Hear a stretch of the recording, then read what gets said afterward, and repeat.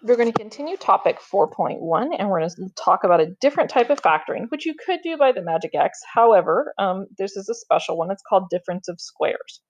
But before we start talking about that, we need to, in order for this one to work, we need to know our square numbers. So what I mean by square numbers is what is 1 squared. So 1 times 1, which is 1.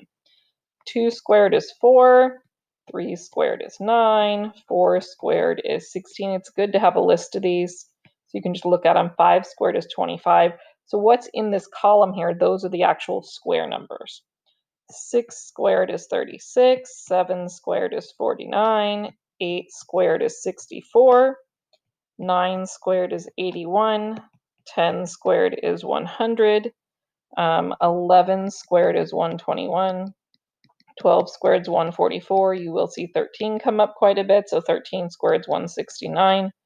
14 squared is 196. 15 squared is 225. And then other ones that you should probably know would be 20 squared, which is 400, and 25 squared, which is 625. All of those are good ones to just make sure you should be able to recognize these numbers in the left-hand column. I'm sorry, the right-hand column, not the left-hand column. So what we do when we see two squares is we notice that it's only two terms, and we notice they're both squares of some kind.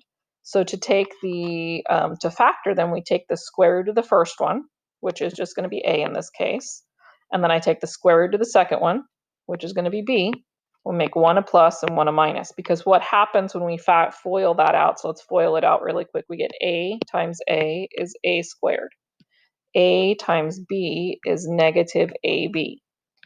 B times A is positive AB, and then B times negative B times negative B is B squared. You'll notice the middle drops out. So that's why when we have a difference of squares, we have one as a plus and one as a minus, because we get that middle to drop out, and it should have been a minus. I don't know what happened.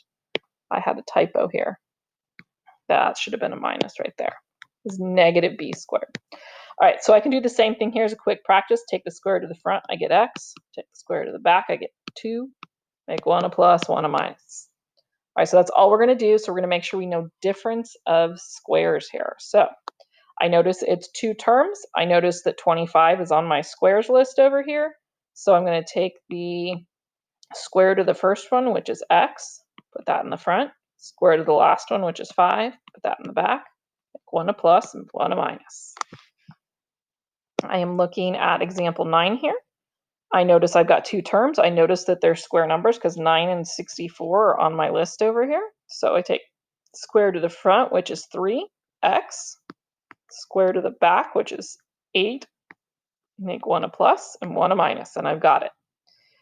All right, 49. I notice 49 is on my list here as well. So I'm going to take the square root of x, which is x squared, which is x, square root of 49, which is 7. Make one a plus and one a minus. Example 11, I notice I've got square numbers. You can't remember 16 is here on the list. 1 is on the list, so I know that they're squares. So I'm going to do a difference of squares factoring. So take the square root of 16x squared, I get 4x in the front. Take the square root of 1, I get 1 in the back. Make one a plus and one a minus. And then this one here, notice they're both squares, but here's the problem. It's not a difference of squares, that's a sum of squares. So in this case, a sum of squares is not factorable.